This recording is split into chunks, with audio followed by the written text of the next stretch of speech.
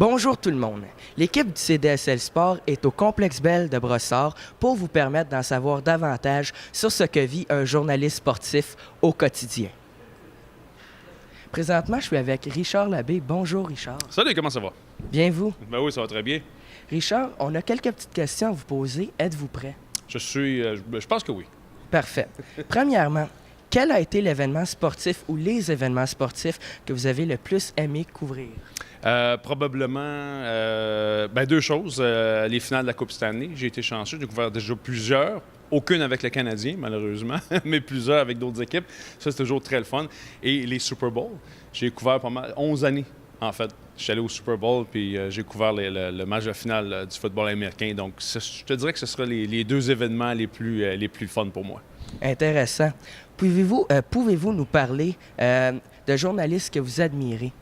Oui, écoute, quand j'étais petit, il y a déjà très, très longtemps, j'aimais bien lire un gars qui s'appelait Robert Duguay, que tu connais probablement pas, mais qui écrivait sur le football américain dans la presse à chaque samedi. C'était sa chronique, puis je ratais jamais ça. C'était comme un moment pour moi. Là, chaque semaine, il fallait absolument que je lise la chronique de Robert Duguay. Donc, je dirais que c'est Robert Duguay.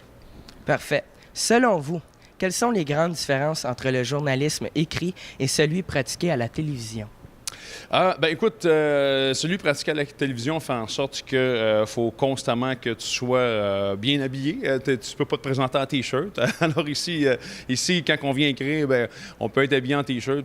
Personne ne s'en rend compte, ça ne te dérange pas. La préparation n'est pas la même non plus parce qu'il y a l'aspect visuel, évidemment, avec lequel tu dois tenir compte à la télé quand tu es avec le Kodak comme ça. À l'écrit, tu n'as pas l'aspect visuel, évidemment.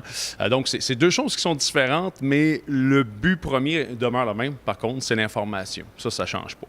Ça, c'est la salle où on travaille. Puis là, évidemment, ça, c'est une des deux glaces. Souvent, les joueurs, la vaste majorité du temps vont être là. De l'autre côté, c'est pour les unités spéciales. Souvent, les 4 contre 5, 5 contre 4. Mais le gros de l'entraînement va se faire ici. Puis nous, on regarde ça. Quand c'est fini, on descend. Et là, il y a les vestiaires. Puis là, on va tenter de prendre les meilleures situations de la journée. Sur quoi portez-vous votre attention lorsque vous observez des pratiques et des matchs?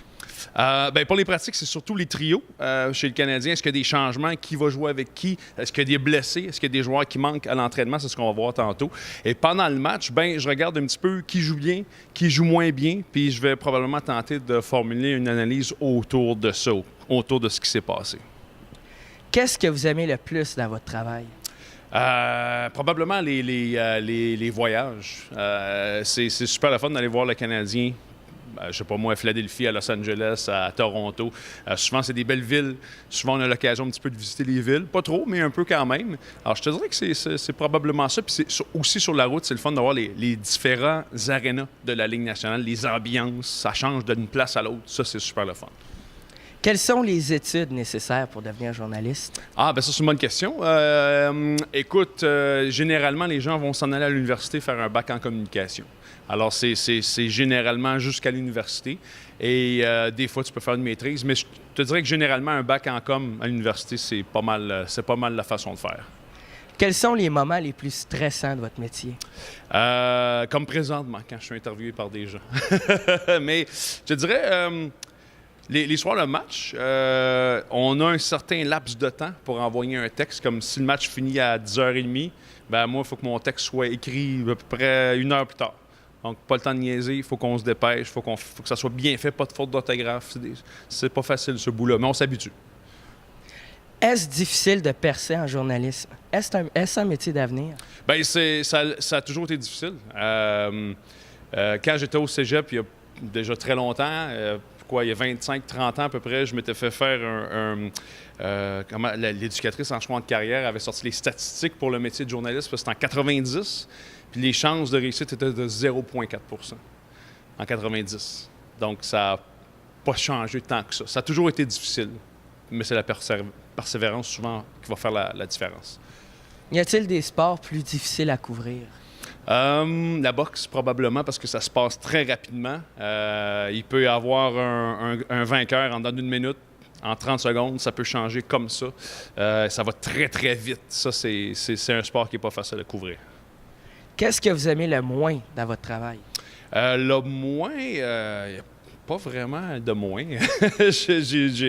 J'ai du plaisir. Les réseaux sociaux, des fois, ça peut être dur à gérer. Parce que des fois, ça peut déraper rapidement. Ça, c'est peut-être la partie plus difficile, je te dirais. Parfait. Mais merci beaucoup. Merci à vous autres. Bonne chance!